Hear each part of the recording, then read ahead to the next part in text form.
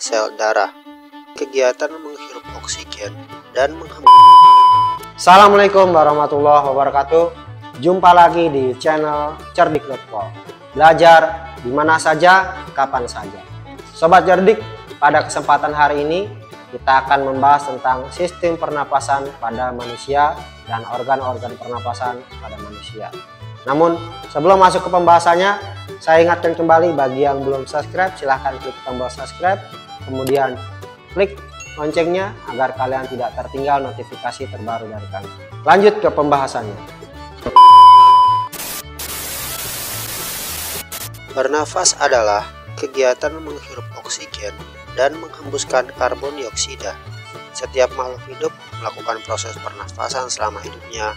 Fungsi bernafas pada makhluk hidup adalah mengambil dan memenuhi kebutuhan oksigen yang digunakan untuk proses pembakaran. Pada manusia, oksigen akan dibawa ke seluruh tubuh oleh sel-sel darah.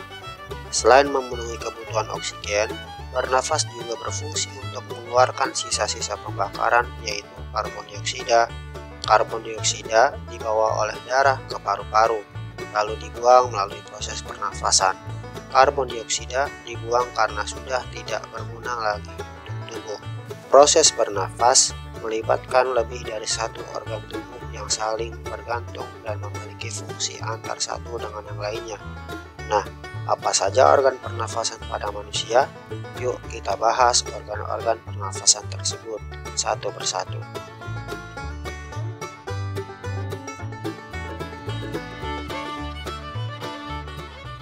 Yang pertama, rongga hidung. Bagian pertama yang terluar dari sistem pernafasan adalah rongga hidung. Rongga hidung merupakan tempat keluar dan masuknya udara ketika kita bernafas. Udara yang masuk melalui rongga hidung disaring oleh rambut hidung agar kotoran yang berada pada udara tidak masuk ke dalam sistem pernafasan kita ketika kita bernafas. Dalam rongga hidung terdapat selaput lendir. Selaput lendir ini berfungsi untuk menyesuaikan kelembapan dan suhu udara yang masuk melalui organ tubuh. Bagian kedua dari sistem pernafasan adalah faring atau rongga tekak. Udara yang masuk dari hidung mengalir menuju rongga tekak atau faring. Faring merupakan rongga pertigaan antara tenggorokan, kerongkongan, dan saluran rongga hidung. Rongga faring bekerja sama dengan epiglotis untuk dapat mengatur jalannya udara menuju paru-paru dan dari paru-paru.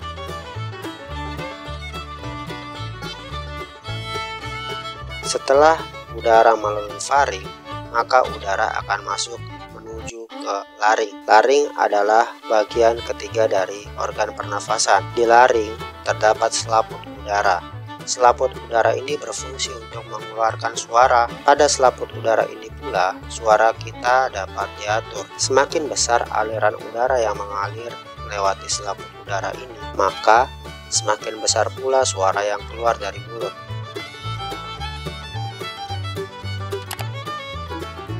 Organ keempat dalam sistem pernafasan adalah batang tenggorokan atau trakea.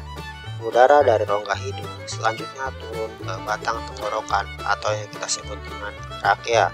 Trakea juga merupakan filter udara terakhir yang ada pada tubuh manusia. Pada trakea terdapat rambut-rambut pintar yang berfungsi untuk menjaring dan mengeluarkan kotoran-kotoran yang masuk bersama udara pada saat kita bernafas.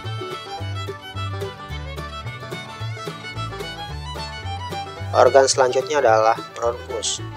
Bronkus adalah bagian kelima dalam proses pernafasan. Udara yang masuk ke bronkus adalah udara yang telah tersaring oleh trakea. Bronkus adalah percabangan dari batang tenggorokan. Bronkus terbagi menjadi dua, bronkus kanan yang menuju ke paru-paru bagian kanan dan bronkus kiri yang menuju ke paru-paru bagian kiri. Bronkus berfungsi untuk mengalirkan udara dari trakea atau batang tenggorokan ke paru-paru. Selanjutnya, bronkus akan kembali bercabang membentuk bronkiolus. Jika diibaratkan, bentuknya seperti akar yang bercabang. Dari dua cabang lalu menjadi beberapa cabang yang lebih kecil.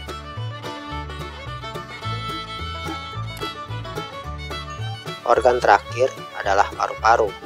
Paru-paru merupakan organ pernapasan pangkal sekaligus yang paling dalam dan merupakan salah satu organ vital dalam tubuh manusia.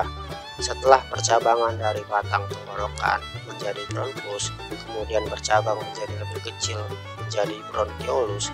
Pada paru-paru, bronkiolus memiliki banyak percabangan yang lebih kecil. Setiap ujung percabangan bronkiolus membentuk kantong tipis yang disebut alveolus. Pada alveolus inilah terjadi pertukaran antara oksigen dengan karbon dioksida. Disinilah ujung proses perjalanan oksigen sebelum ditukar dengan karbon dioksida, dan perjalanan sebaliknya bagi karbon dioksida, dimulai dari alveolus dan berakhir di lubang hidung. Itu dia pembahasan terkait tentang sistem pernapasan dan organ-organ pernapasan pada manusia. Jika kalian suka dengan video ini, silahkan kalian like, kemudian kalian share ke teman kalian agar bertambah manfaat video ini. Sampai jumpa di video selanjutnya. Cerdik.com, belajar di mana saja, kapan saja.